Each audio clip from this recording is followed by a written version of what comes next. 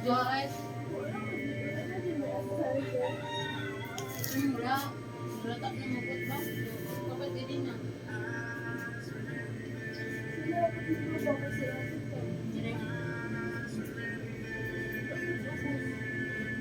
Sayang. Agago juga saka.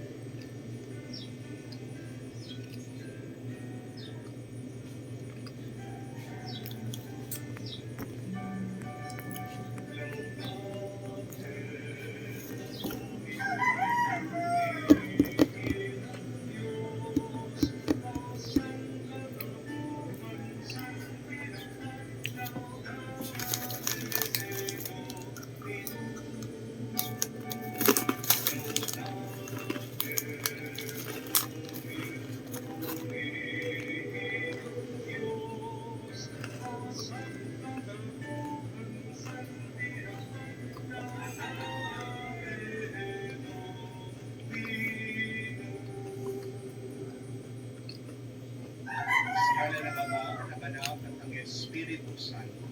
Amen. Sumainyo ang Panginoon. At sumainyo rin. Welcome po sa ating online misa ngayong linggo. Tayo po ay nasa 5 linggo sa pangkaraniwan ng panahon. Ano pa ang iyong pinagdadasal? Hinihiling, request sa Diyos.